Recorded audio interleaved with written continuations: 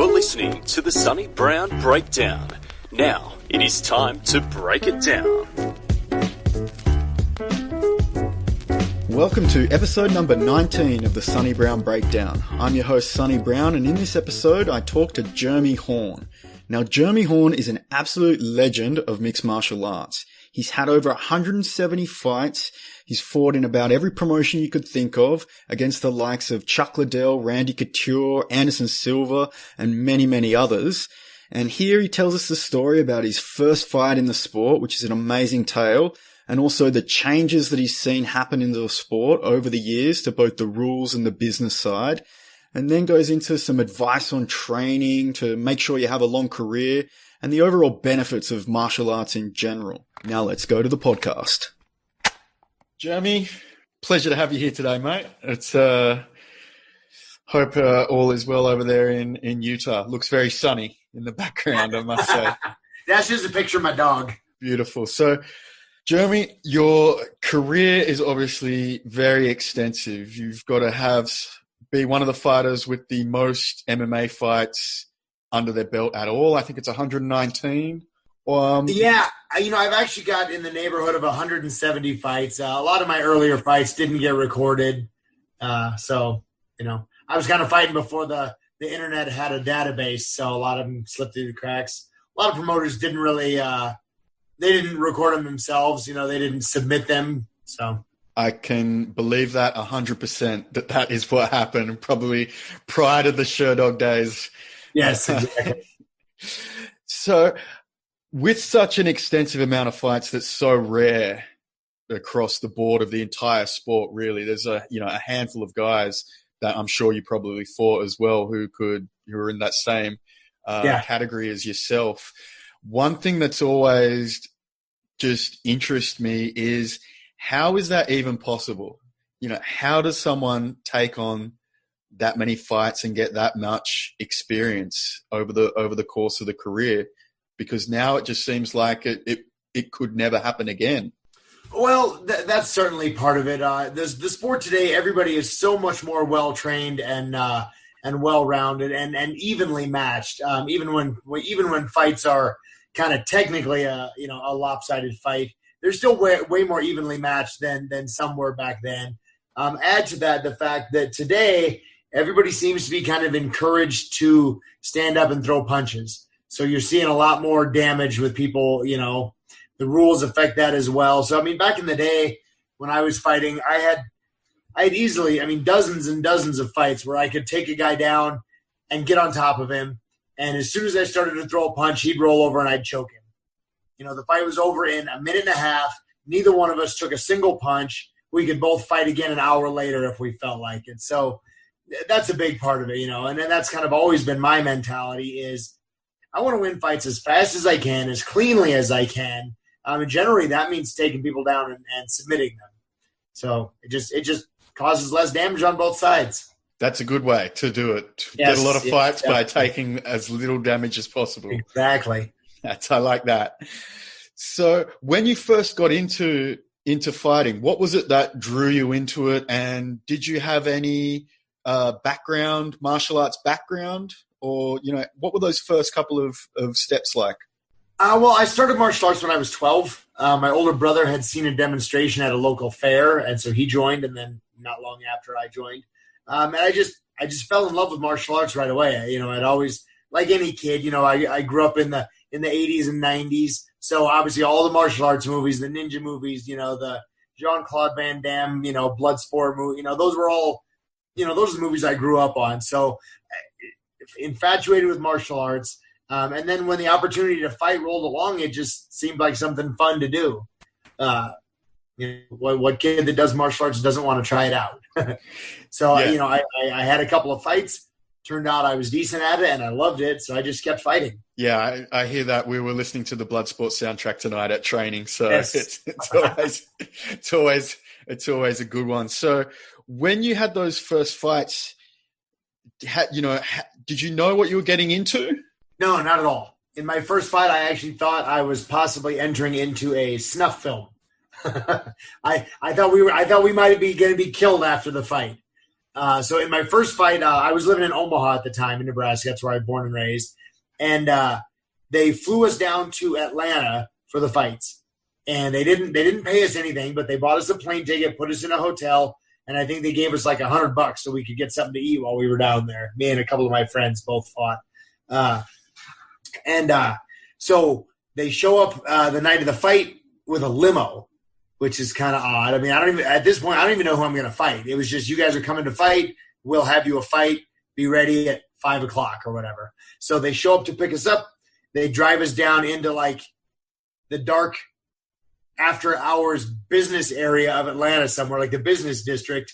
And we are in like, metal utility sheds and corrugated metal buildings and like down, not a good area of town.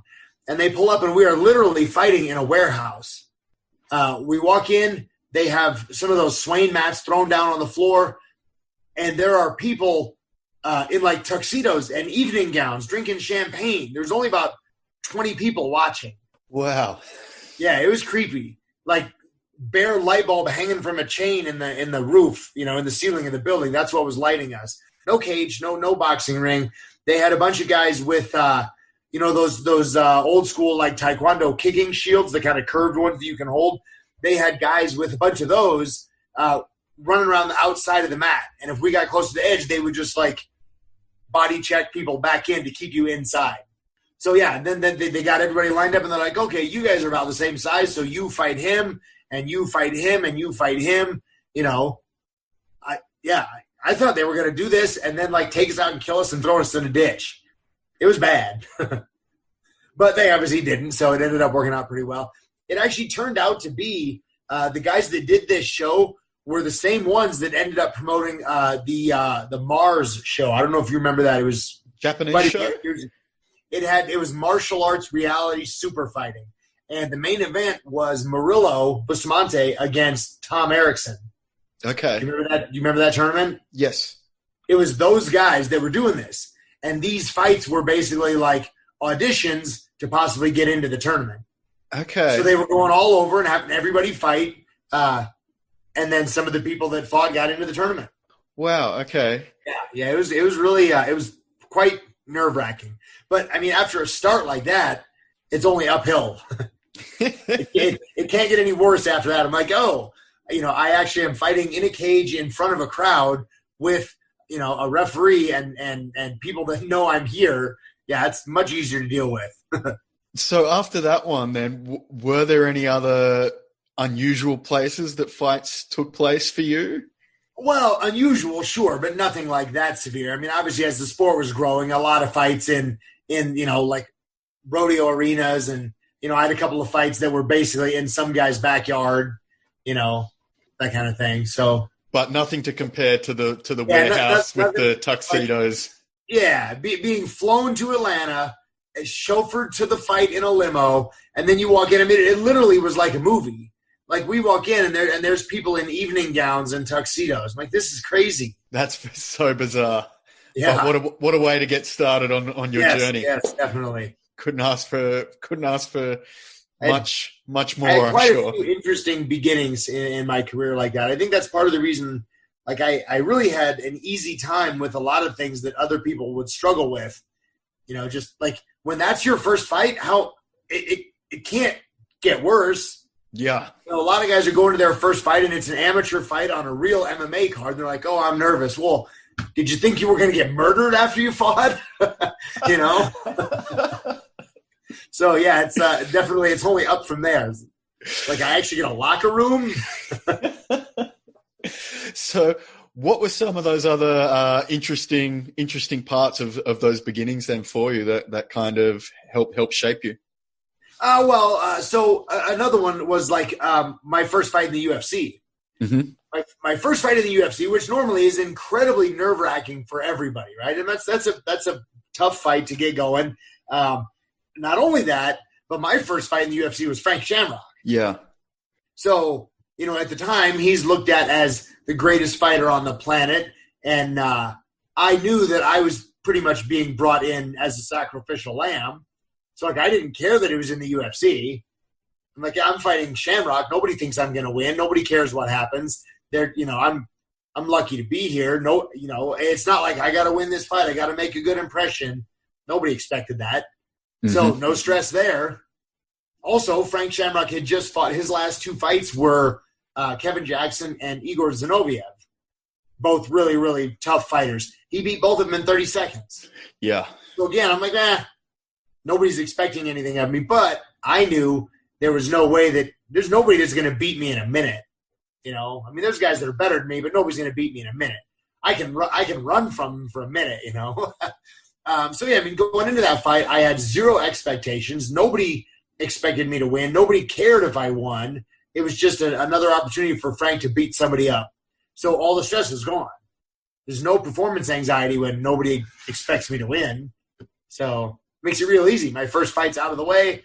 Yep. And I think that fight you're talking about, he wasn't going to beat you in a minute. I think that fight went on 17, 18 minutes or something. Yeah, I ended up winning the majority of the fight until I kind of screwed up and got caught in a leg lock at the end of the fight.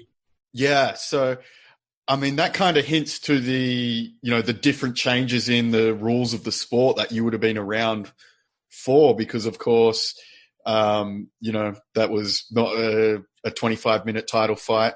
Right. It was before those were happening. So how did you see those evolution of rule changes happen from your side? I think I guess we could say that the rule changes have been necessary, for the acceptance of the sport and to get it a little more understood by the general public. But truthfully, I don't like a lot of them. As the sport gets further and further away from what a real fight actually is, it becomes more of just a game. It is just it's a sport, obviously, but it gets further away from reality. When they took away kicking and kneeing, a downed opponent, that was big. When they take away hair pulling, granted, everybody shaves their head anymore anyway, but being able to control somebody by their hair is a big part of it. That helps a lot. A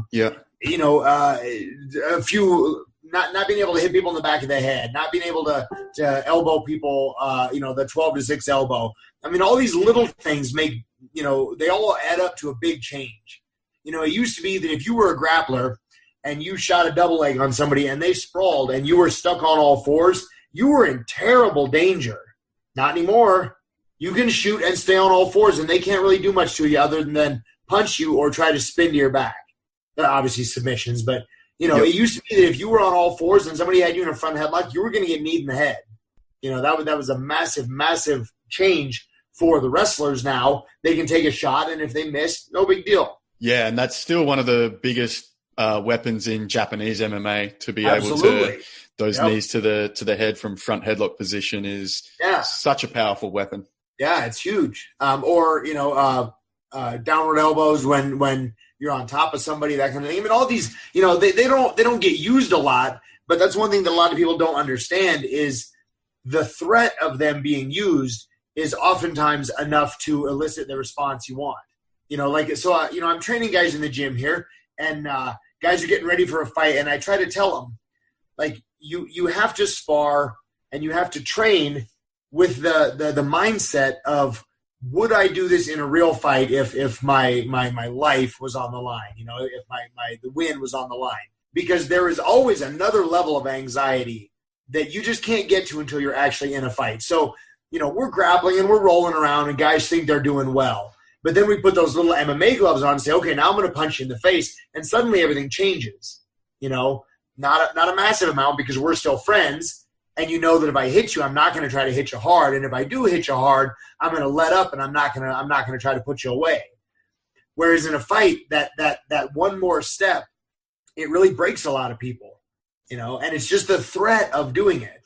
I don't have to throw a single punch, but if I put on a glove and you think, fuck, this guy might hit me, I got to do this, this, and this, he might hit me, same thing. Now it's like, oh, he might hit me and it might knock my teeth out. It changes things. And I don't even have to throw a punch, but the chance that I could throw a punch changes your perspective. And that's what a lot of people don't understand. So you can put on gloves and you can train a little bit. And it's definitely a good training tool, but it's still not a fight. Yeah, okay. And So then for you have those rule changes and turning it more into a sport. And then we see now it even going more into an entertainment side with some of the promotional tactics and how, different fighters are promoted. How do you think that has taken away from the essence of what you see as the real art of fighting? I don't know if the promotional side of things has taken away from it too much. I mean, I've got my problems with that as well, because I prefer to see people that are awarded on, their skill as a fighter and like as a participant in the sport. I want to see people earn a number one, spot by beating the number one guy. But as a fan, I also enjoy, the Conor McGregors of the world and the Chael Sonnens, because it makes it entertaining, definitely. But I would still rather see people earn their spot through their actions and their performance, not by, running their mouth, and that's what earns them a big fight. Yeah, I hear you. I'd still prefer that too, but then I still always tune in and absolutely and watch. I love an entertaining fight as well, and I love a good backstory. But it does get kind of irritating when now everybody tries to be Conor. Yep. Conor and Chael both. I mean, both of those guys have a gift to talk. They're very good at hyping a fight, and they seem sincere. Even though I think at this point we all know it's a show. They're talking, they're building the fight, and they're making us get engaged. But you still can't deny it. You're still engaged. You still want to see it. Whereas other people just do a really bad job of it. When you were fighting, and obviously over in Japan, there's this crossover over there with Japanese MMA and pro wrestling. Was there any kind of fights that you had that, that the Japanese put that extra bit of show on for, or that they were, hyping up in an interesting way, or? No, not particularly. I mean, when I was fighting over in Japan, it was, kind of a big rush. The Japanese crowd, and a lot of the organizations over there just really wanted to see a lot of foreign fighters. They are, not quite sure, it's both. So they love to see foreigners come over and get beat by Japanese fighters. I mean, that's huge for them. I mean, it's kind of a nationalistic kind of thing. I mean, they're proud of their fighters winning, and so that's cool. But at the same time, they're just huge fans of the sport. So they love to see two guys fight and the winner win. They don't care that much. But at the same time, if that winner is a Japanese fighter, it's just even better. So I mean, it was just a huge push. Lots of foreign fighters coming over because the Japanese fighters and fans wanted to test themselves, I guess, wanted to see where they stood.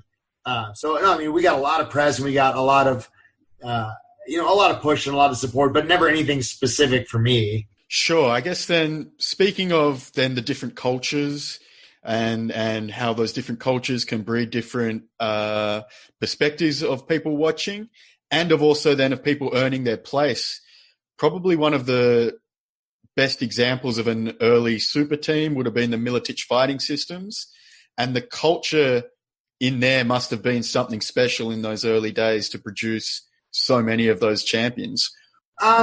Yeah, I mean, I look back and I mean, to me, it really wasn't anything special. It was just a room full of people that just really enjoyed training. And that's another thing that I don't like where the sport's going now, because now you see people that come into the sport, and their goal is just to make money. They're like, hey, I'm a pro fighter because they love the image and the ego that comes with that, and I want to make money. Well, when we started, there was no money in this sport. We trained every day because we love training, we love fighting, we love competing, we love doing what we do. And so when you love what you do, they always say if you love your job, you never work a day in your life, right? Mm-hmm. So we were at the gym, 5 or 6 days a week, 2 or 3 times a day, because we loved it. Like, hey, I'm going to put in 40 hours a week, to train for this fight, and I'm going to go make $300. Like, now you gotta tease people with a carrot on a stick, be like, hey, if you come train twice a week, you might make $1,000, so it's just, I don't like seeing that because I'm tired of people thinking that, to become a fighter is an easy payday.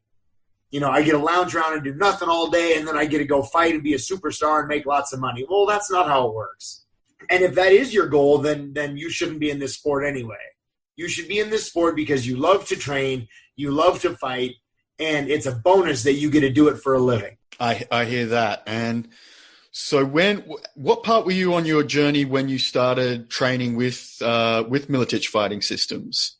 So I had a couple of fights in a few different organizations, and then I guess actually it was my second and third fight. So I fought in a tournament for Monty, and who's my manager now. He managed Pat, and he obviously, he's part of the Monty Cox, is that? Yes, Monty Cox, yeah. So I met Pat and all the guys, and obviously I was in Omaha training with my friends, and we were still pretty new, and everybody was still kind of figuring everything out. And I saw Pat and his guys, and I was like, oh, those guys have, they have kind of a direction. They know what we're doing. My friends and I were just getting together and jacking around, doing, whatever we thought was right, like a lot of people at the time. So I decided that I wanted to go train with Pat, and so I would start traveling to Iowa. It was about 4 hours. So I would drive there for the weekends, and then I would stay with him for the weekends, and we'd train, Friday, Saturday, Sunday, and then I'd go home on Monday and go back to work. And eventually it got to the point where, I was getting a few fights rolling in, but I was still working full time. And then I decided to move to Iowa. And at the time, fights were exploding. Everybody was doing a show. I mean, if you had, 300 square feet of space, you were going to put together a fight. So when I moved to Iowa, there were just so many fights happening that I could fight every weekend. And it turned out that I didn't need to get a job again. So again, that's another one of those things where I never really felt any stress. It's not like, okay, here I go. I'm going to quit my day job and throw all my eggs in one basket as a pro fighter. I was working in Omaha. I moved to Iowa. I had planned to get a job in Iowa, but there were so many fights that I didn't need to. Back then, I was making, $300, $400, $500 a fight maybe. But if you're doing that every weekend, it's enough to pay rent. Yeah, so, okay. Whatever. I'm like, okay, I got a lot of fights. I guess I'll start looking for a job next week. Got another fight. I'll find a job next month. I just ended up never getting a job again because I didn't need to. And then obviously the sport kind of started growing a bit, and there started to be a little more money in the fights, and I was still fighting every weekend if I could. So, eventually the fights started spreading out a little bit, but they were also paying a little bit more. So, yeah, I sort of just kind of eased into being a pro. I never really intended to do it because I was training and fighting because I loved it. That's a good way to do it. That's the way it should be. Yeah. Was there a moment then for you that it kind of how many fights up to 100 did you get to when you realize, you know what, I think I'm in this? Well, honestly, even all the way up to 5 years ago, 6 years ago, I still look back and I think, man, I sometimes feel kind of like a fraud that's going to get discovered at some point. People don't realize I'm just some kid that likes to train and fight and play video games and play with my dogs. And somehow they're going to realize that I'm not really a pro fighter. They just happen to keep paying me to do this, So, but that's always how it's been. I would get up in the morning. I would go to the gym and work out, and then I'd come home and hang out with my friends and, go ride my mountain bike or play video games, and then go back to the gym at night. And then on the weekends, go fight. I never sat back and said, holy cow, I'm a professional at this. It was just a kid, imagine if you're a college kid, but you get paid to go to parties every weekend. You just do your thing during the week and then go do your thing on the weekend, and somehow there's always money in your bank. So that's what it was. I never really looked at myself as a pro, never really sat back and thought, okay, this is my career now. I'm just riding this train as long as it'll take me. Wow, that's fascinating. So it was really just this natural progression of just, hey, I want to fight, give this a go, into this crazy warehouse. Let's go one foot after the other, keep going. And then, it must have been maybe good fortune to be able to hook up with ಮಿಲೆಟಿಚ್, and then. Yeah, absolutely it was. Yeah, had I not done that, then I'd imagine that things would have taken a different path, obviously, because I would have hit some limits of technique and skill, and I would have started losing more. Because, as it was, like in my first 30 or 40 fights, I think I only had like 3 or 4 losses. So, I mean, I was doing well and I was winning more than I lost. So, Yeah, like, I mean, right, just to be able to say that sentence, in my first 30 or 40 fights, I had a few losses. That's say no more. It was a very different time back then too, because there were still a lot of people that were struggling to figure out the sport and figure out the game, and we were as well. But I guess I was just a little bit lucky in that I had a little bit of a knack for it. I mean, I've got a good brain for understanding fighting, I guess. People tell me that the way I explain things, the way I teach, makes it easier to understand. And all I'm doing is, like, this is how I look at it. This is what I think. This is how I look at this situation and position and mindset and strategy. People are like, oh, I get it. So, but I just chugging along doing that. And then going to Iowa and having partners that were good, really good wrestlers and good kickboxers and stuff like that, just gave me an opportunity to push me, make me better. Yeah. Okay. So what would you think then some of those things that you looked at the problem a little differently to others that enabled you to have success? Well, I don't know if I could pick out any specific examples, but just different ideas of techniques and different ideas of how to do things. And this is one thing that I actually have kind of struggled with a little bit as I've become a coach, because to me, we talked earlier about when you add punches and you add the ability to strike, it changes your mindset in a fight. But it never did for me. I realize now that it does, but it never did for me. So I was always thinking, look, if I'm in a fight and I am grappling properly, I'm controlling your arms, I'm controlling your head, I'm doing the things that I should do, then it doesn't matter if you have the option of hitting me or not, because you can't move your arms anyway. So as long as I'm tying up your arms, which is what I want to do anyway to control you and win, right? So what does it matter if you can hit me? So that's how I've always looked at it. Like, if I'm doing things right, it doesn't matter what the rules are. It doesn't matter if there's a gun laying across the room. Legally, you can get up and run over and shoot me. That's fair. But if I can keep you pinned down and you can't get anywhere near that gun, I don't. It's not going to add stress to me because I got you. But I realize now, over the years coaching, it's not like that for everybody. That level of anxiety, even if, I've always told people, look, just do things right. If you are grappling properly, it doesn't matter if your opponent can hit you or not. Do what's right and you'll succeed. But not everybody can, that ghost hanging in the corner still scares them. But what if I lose track of him? What if he gets away from me? What if?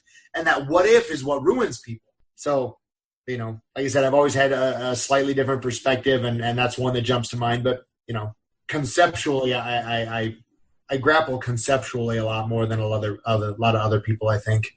So yeah, definitely your grappling skills seem to be, give you that advantage over a lot of people, and I'd say probably kept you safe. Would that be reasonable to absolutely to say? It kept me safe, and my mindset as well. I mean, my goal was always to win fast.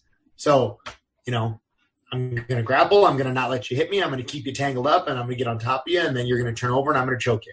So, yeah, I mean, grappling definitely, because I'm a decent boxer, but I've never been known as a striker. I'm a grappler, and I think everybody should be primarily when they get started. Striking is incredibly hard, and now everybody sees they see the superstars in the UFC. Everybody wants to be a kickboxer, but again, people don't understand. It changes things. And if you're not used to it and put a lot of hours into it, as well as the fact that I think it's more difficult. Grappling is like hand-to-hand. It's like contact. Whereas striking is we're 3 feet apart, and now it's reflexes and hand-eye coordination and intuition. And, whereas those are all very less relevant in grappling. Yeah, okay. So is there a way that you would train your grappling in maybe in the early days that has changed over the years, or is there any drills that you've done the whole way through? No, not really. I mean, my technique has changed a little bit. Obviously, I've learned a bit more and gotten a little bit better and kind of implemented some new things and maybe changed a little bit the techniques that I use to do other things. But for the most part, no, it's the same, same mentality, obviously, but new techniques Everything gets updated. Everything progresses. Sure. And one thing that's always interested me is the progression of like sparring over the years. We maybe hear that the old style way was more just the survival of the fittest, whereas now people are trying to periodize training more and soft days and hard days. How do you look at that, and how do you think that's changed? Well, I think I have always been of the mind, even from the very early days, that training super, super hard, like hard sparring, is unnecessary. Grappling's a little different. You can go really hard and you're not going to get hurt. But when you're hitting each other, you don't need to do that hard. Also, because like if somebody's going to punch me, they can either hurt me or they can't. I don't need to test that every day in the gym. All I need to test is whether or not I can avoid that punch, right? I mean, if the punch lands, the result is what it is. And that's another thing that I've tried to explain to people. So I've always tried to tell people, when you're sparring, what you should be trying to do is execute good technique.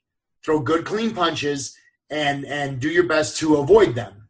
So, and people are like, but what about this and what about that and what happens if this? And I always tell people, so there's really only 3 examples, or there's only 3 things that can happen if somebody lands a punch. So let's say you're in a fight and we're going to assume that your defense is already like redlining. You are doing everything you possibly can to the maximum of your skill and ability to not get hit, right? So let's say that guy manages to land a punch or a kick or a knee. There's only 3 options. Either A, that punch doesn't hurt because the guy can't crack an egg. So what do? Nothing. Your strategy doesn't change. You're already, defending as well as you can. That guy manages to get a punch through. If he set it up well, maybe you'll read that setup a little better. But for the most part, you do nothing because you're already doing everything you can. You can't do any more. Or that punch hurts you and hurts you bad, and now you're fighting on instinct and you're wobbly. What do you do now? Nothing, because you're fighting on instinct. You don't have a choice. Or you're unconscious. Those are the only 3 choices if you're going to get hit in a fight. Again, assuming that we are already doing everything we can to avoid getting hit. Mm-hmm. So there is no reason to ever let emotion get into fighting, because all it does is make you worse. So when we're talking about training, same thing. You don't have to hit me hard. I'm trying to avoid that punch anyway. Obviously, there are some days where you need to go a little harder to make sure that you are capable of it. But that's, once or twice a month is plenty, once you understand. Like, Sean O'Connell, right? He won the first season of the PFL, is one of my guys. Oh, yeah. So crazy funny weigh-in guy. That's what most people know him as. So from the very first day he started training with me, it became very apparent that he does not care if he gets hit. Okay. He really doesn't care. You watch his fights and somebody will punch him right in the face. His expression doesn't even change. He doesn't flint. He doesn't squint. He doesn't run away. You punch him in the face. He just doesn't care, and that's a unique perspective. So all I had to do with him was get him to understand, look, it is bad to get hit. You will go to sleep if you get hit hard enough. So even though you don't care, let's try to move your head. Let's try to defend. But yes, emotionally, you shouldn't care. Mentally, defensively, you need to care. But emotionally, you shouldn't care. You see those guys that are scared of getting hit? They shouldn't be boxers. They should be grapplers. Yeah. So if your training is that, and all you're doing is basically playing high-speed tag, then your training can go on and on and on forever. I used to train with Jens back in Iowa when we were together. He's weighing 140 pounds or 150 pounds. I'm weighing 210. And we would spar 10, 12, 15 rounds a day because all we're doing is playing tag, basically, with good adherence to good technique and not doing a bunch of flashy bullshit. But if you do that, we're learning good head movement, good defense, learning to do all the things you should do, but you don't have to get hit hard. And that seems like a much more efficient way to train because you're going to get a lot more time working with good partners, right? And it's a lot more fun. Like, I'm sure, like, you train yourself, right? Yes. Do you train like jiu-jitsu or MMA or a little bit of everything? Jiu-jitsu, MMA. Used to fight professionally, but now everything. So you know what it's like when you go into that gym for a hard sparring day and you're like, fuck, man, this is going to suck. I'm not happy here. This is going to be a bad day. I want to get my work done and get out of here because I'm, I'm not feeling it today. I'm going to get my ass kicked and it's going to suck. Well, who wants to train in days like that? Versus the days where you go in, you're like, hey, we're going to have some fun. We're going to roll around real lightly on the mats. We're going to have some fun. I'm going to learn, blah, blah, blah. But if your sparring days are just like that, like, hey, we're going to go in, we're going to play tag, I'm going to run around, have some fun, then it makes training enjoyable and you get more out of it, as well as retain more brain cells. Yes. And I think even sometimes it's certain people that that, this round, this guy. Absolutely. Yep, everybody's got one of those rounds. Like, this is I got to bite down because this round's going to suck. But, like I said, you need those every now and then, but only to reinforce that, yes, I am tough. Yes, I can take a punch. Yes, I can continue to execute good technique even when I'm a little nervous and the things are on the line. But once you know that you have that faith in you, you don't have to do it all the time. Yeah, so were you ever able to do that then with Tim Sylvia? Yeah, because I'm faster than Tim. Okay. And you train with people long enough, you kind of get to know their tendencies, and definitely hard to deal with his jab, but stay close or stay far away. Yeah. And so then going back to your idea of taking the emotion out of fighting, or the emotion out of getting hit, I think you were talking about specifically, that when you're taking your a mindset approach into fighting, were you also just trying to be emotionless and just trying to act rationally through the fight? I try to be as much as I can. Obviously, in a fight, nerves creep in, and I mean, nerves qualify as emotion. You start to make decisions that you wouldn't normally because you're basically scaring yourself. I got to flinch a little more because if this guy hits me, he's going to knock me out. So I can't afford to let him come. But I always tried to be as logical and rational as I could when I fought. Every single time I fought, generally I was the better grappler in the fight. So look, I don't care how good this guy is on his feet. I'm not going to box with him. If I can take him down, I win. So it's not a matter of, what if he hits me or, I can't afford to get hits. I'm not even going to play that game. I'm going to do everything I can to take you down, and then I'm calm, and I'm calm with that mindset because I know what I have to do, Yeah, and in that, taking that mindset, is that something then you try and put onto your fighters that you're training now? And how do you go about trying to do that for when you're warming them up or just when you're walking them to the cage, or how do you impart that on them? Yeah, I do. I mean, obviously we talk about it a lot while we're training and while we're rolling and stuff like that. I try to explain to people what their mindset should be. And like I said, I always try to encourage people. Like I said, it all comes down to basically logic and facts. If you are faster than them, you're faster. So how do we work around that? Or if that guy's faster than you, how do you work around that? If he's stronger than you, how do you work around that? If you have a guy that's bigger, stronger, faster, better jiu-jitsu, better boxing, better wrestling than you, how do you win that fight? You don't. You can't win that fight without some luck. So if you're my fighter, we're not taking that fight. You don't have a chance in that fight. There's no reason to take that fight. But if you're a little bit stronger and you hit a little bit harder, but he's a better grappler and he's faster, well, now that gives us a strategy. We got to try to stay on our feet. You got to try to hit him hard, that kind of thing. Or, if you're a better grappler, blah, blah, blah. If there's a way to win, then we just try to figure it out, basically. That makes sense. So, I mean, every fighter, well, it's getting to be a little less common, but almost every fighter has a weakness, a weak area. All we got to do is find it and go there, and obviously that weak area is getting smaller and smaller for a lot of guys, but everybody has one. So we just got to find it and try to take the fight to that area. That's, again, kind of where we talked about earlier. I don't really like to see where the sport is going now, because now everybody wants to stand up and brawl. It drives me insane when I watch two guys that are, let's say one guy's, both guys are good stand-up guys and one guy's also a good jiu-jitsu guy. And he'll get clipped on his feet and he'll go down. What's the first thing he does? Stands back up and tries to get back to his feet. Like, what the hell are you doing, man? Do you understand what you should do? You are good on the ground and you are hurt on your feet. Lay on your back and try to recover for a second. If that guy follows you to the ground, you're good on the ground. try to recover. Don't get back up where you can barely stand up and let that guy knock you out more. But everybody is getting so sucked into this idea of, I got to stand up and prove how tough I am. I got to win that fight of the night bonus because I want to get up and brawl with people. I've never cared about that. I want to win. I still look at training and fighting as kind of an offshoot of self-defense. Okay. And that makes me think then of maybe the diminished role of the guard now in modern MMA. It just doesn't seem to be played as much, sometimes not at all. What's your thoughts on how that's happening and what could be different? I agree 100%. The guard is going away because of the way the rules and the rounds and the stand-ups have implemented the sport. There's a lot of things that the grapplers in general, but specifically it hurts the guard a lot. Judges are still stupid. If you're on your back, they think you're losing. Somebody can lay in your guard with their head in your chest and punch you in the ribs, and they're going to win, And that's not always the case, but you get what I'm saying. Yeah. But yeah, there's just a lot of opportunities where the grappler is hurt. If they always talk the every round starts on their feet, right? So the strikers get an advantage every round.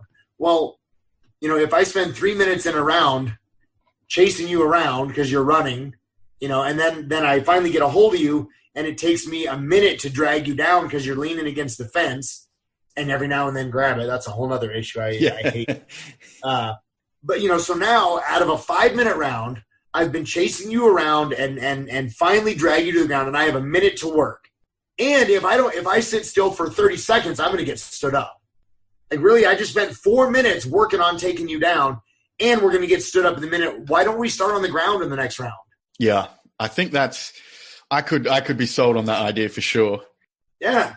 Just, if it's just like anything else, if there's a referee restart, and they can reset it in the same position, like in some of the grappling tournaments, if the position is clearly definable, then restart him on the ground.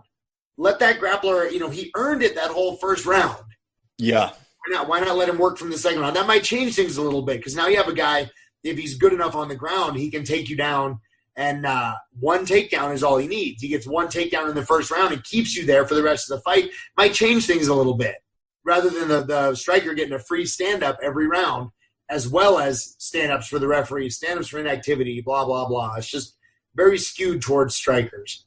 Yeah, it's definitely just evolved that way now. And yeah, I think, a couple of maybe set positions that they could restart if it needs to be. Like, I'd be willing to watch some of that, but of course I enjoy watching grappling myself. So I may not be the average person that they're marketing these fights to, unfortunately. Right. Yeah, the average people just want to see people get knocked out. Yeah, but it brings more money to the sport for the fighters, which I'm a fan of. But it also, makes the pursuit of money the main goal rather than winning a fight.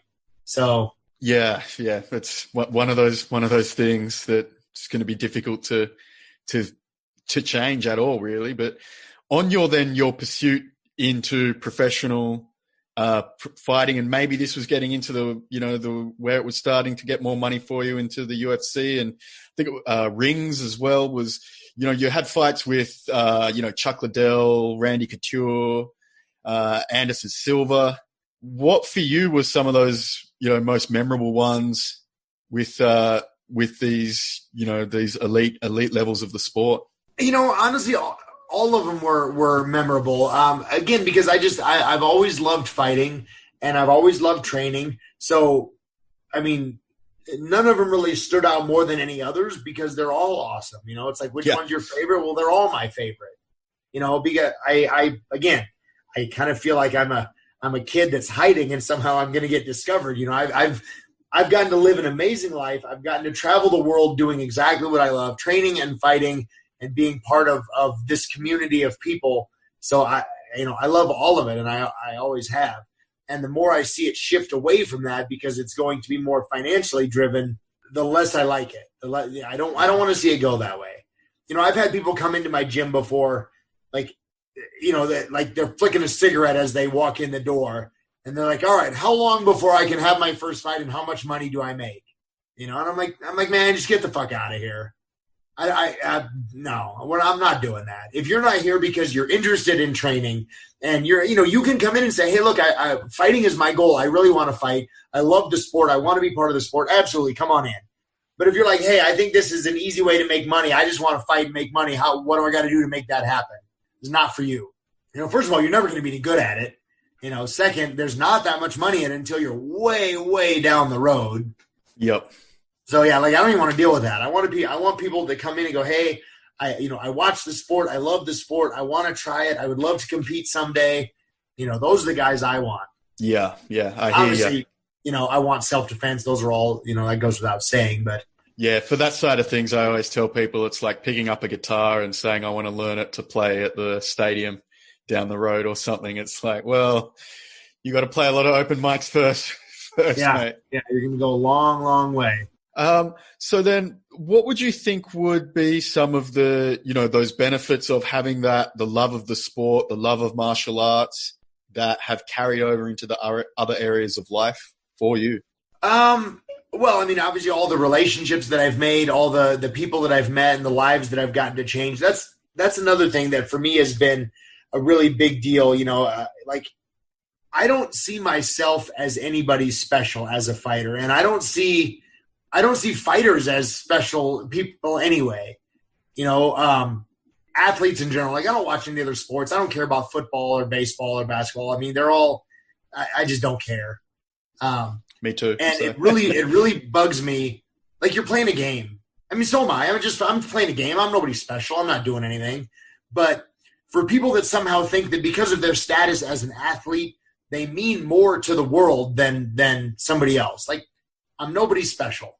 I am fortunate that I have lived the life that I have, and I am fortunate that I've been able to make money doing what I do so that I don't have to go get a job. Because if I couldn't make money doing this, I would go get a job and I would still do this. My life would just kind of suck because then I would have to spend all my hours working instead of getting to train like I do. But yeah, so I don't think me as a fighter or any fighter has done anything particularly special for the world. I don't deserve any credit as a fighter. I'm nobody special. As a trainer, as a martial artist, as a coach, I have changed a lot of people's lives. That I am very proud of. But as a fighter, man, so what? I happen to be good at beating people up. I'm glad people enjoy watching me do it. I'm glad it gives them some entertainment. And I guess there's a little bit of value there because people enjoy it. But I'm way more proud of, the guy that joined my gym and because of it, quit drinking and quit being a dirtbag. And now he's married with 3 kids and owns his own business. I'm way more proud of the fact that, there's a little kid that trains with me that was getting bullied, and now he's confident and strong and has friends, and has completely changed his personality. I'm way more proud of those things than I am that I won a world title or like I said, as a fighter, none of that crap matters. It matters to me. It's kind of cool, but it doesn't matter as far as changing the world. What matters to me is the things that I've done in the gym with the people that you'll never hear of because they're not going to be professional fighters. Yeah, okay, I really like what you've said there in terms of, I guess, having that impact on the closest people around you. Because absolutely. I'd say you might say that you don't think you're anything special as a fighter, or that's not as much value as worth. But from a personal perspective, you're an inspiration to right. Yeah, and I guess I maybe overstated that a bit because that is very nice to know that what I have done has touched other people to make them want to, to be inspired. So yes, in that regard, it does matter. But you get what I'm saying, though. I'm just some guy in a ring beating somebody up. I didn't do anything for the world, but there is some value because other people, But again, I think you're right that at the end of the day, it is those personal interactions that we have with people closest around us who we can know on that one-on-one level that are going to have that lasting impact as well. Yeah. Just some of those impacts that martial arts can have on a personal level for people that maybe the most valuable aspect of training and competing. Would you think that the transformative power of martial arts in people's lives is... Oh, absolutely. I think that is one of the biggest, and I don't want to say it's overlooked because obviously that is something that a lot of people know martial arts does, but it's one thing that it's losing its front page status, so to speak. Yeah, I mean, it's huge.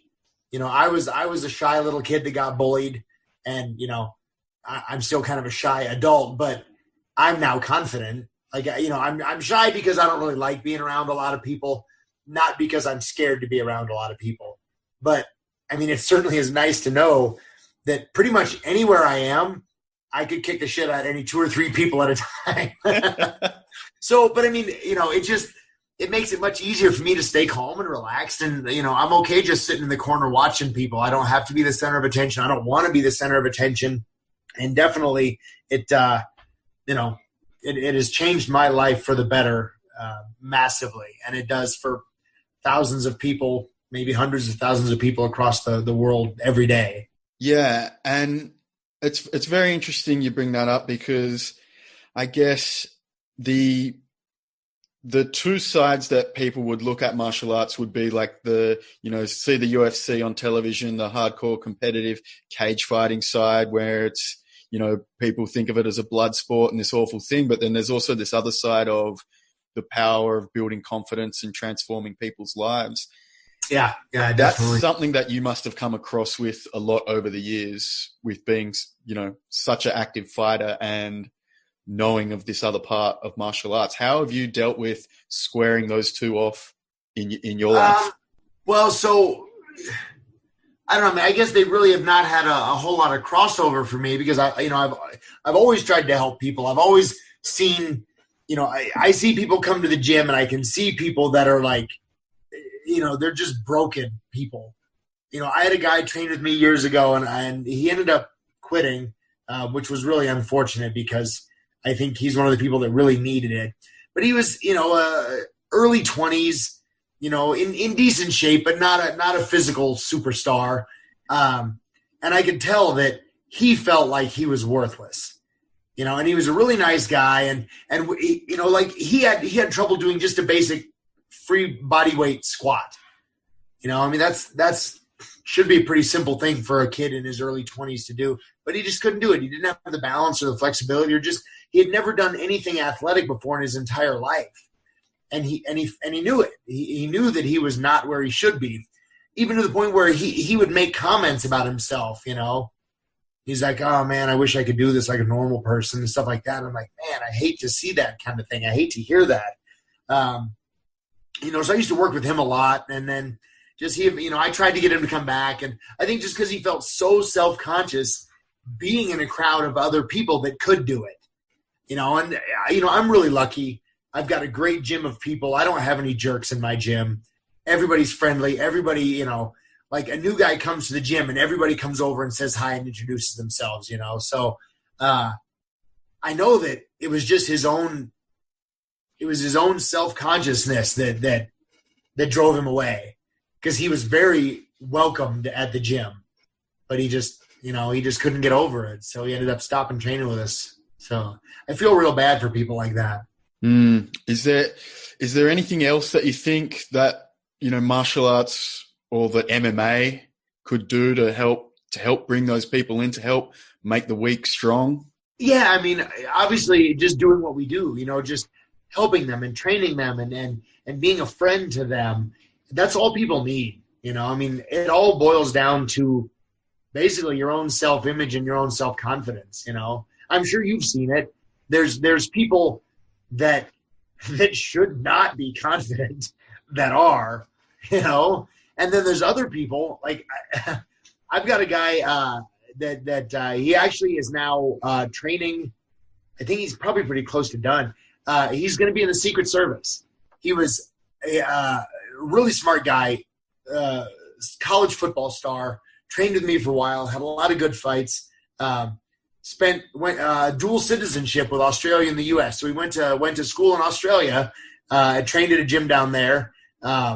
Really funny, good-looking guy. He's 6'2", 210 pounds, just abs, just the whole package. And I was talking to him one time, and he was telling me how he thinks he's ugly, and he's always worried that people think he's funny looking.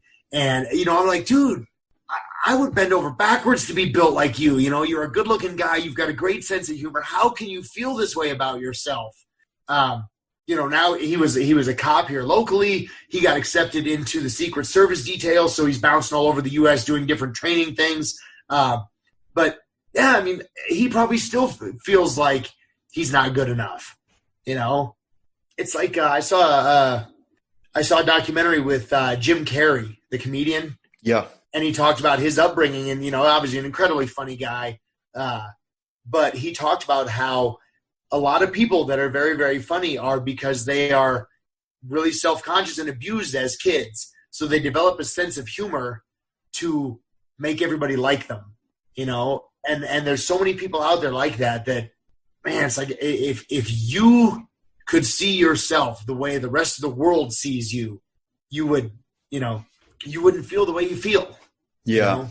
So, yeah, and I think martial arts can do that for people by giving them some physical strength and giving them some physical tools and showing them that they have some value and showing them that they do have friends with similar interests that aren't going to judge them, That's what martial arts should be about, as well as obviously helping people to defend themselves and helping people to build stronger lives and stronger relationships. And then real far down the list of importance is getting in the ring and competing.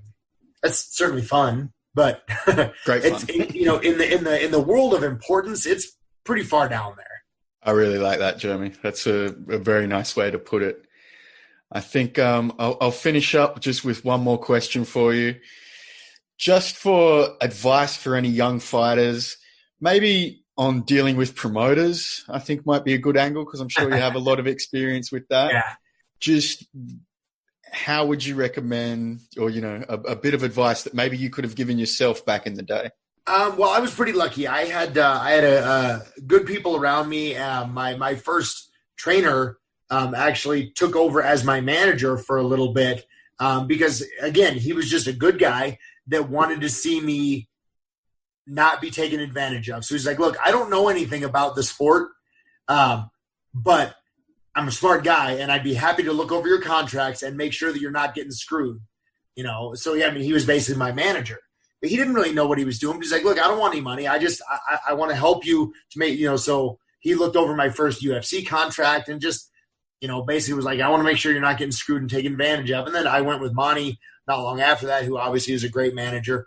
But I would recommend that they get somebody who obviously has some intelligence, but who also that they really trust to help them navigate through this. Everybody wants to fight. Every fighter wants to take every fight, but you need somebody there to say, hey, man, this is probably not the best fight for you. But if you're a fighter and you're talking to a promoter directly, what fighter is going to say, yeah, no, that guy's got 10 fights and I've got one. I probably shouldn't be fighting him. Well, no, the fighter's like, yeah, I want that fight. Well, not every fight is right all the time. And it helps to have somebody else to kind of protect you from yourself. So that's what I would say is, get somebody to kind of be the middleman, because promoters will naturally take advantage of fighters, and not necessarily in a nasty, underhanded way, but it's the promoter's job. That's their job. I want to get as much fight as I can for as little money as I can. And the fighter wants, as much money as they can get. So find somebody to help walk that line. That's one thing I would say. Obviously, find a good gym. Find a good gym with people that want to train hard. That's good advice. I like the idea of finding someone who will protect you from yourself. I think is good advice for young fighters. I think that's a good way to put it. Jeremy, this is has been really awesome to talk to you, mate. I really appreciate you giving me your time. I hope you've enjoyed it. And absolutely. Awesome. I'll be in touch in the future, and maybe we can do this again sometime. I would love to. Awesome. Sounds good. Jeremy, thank you so much. All right. Thank you. We'll see you next time. Cheers, mate. You have been listening to the Sonny Brown Breakdown. Until next time, you can visit sonnybrown.net to find out more ways to break it down.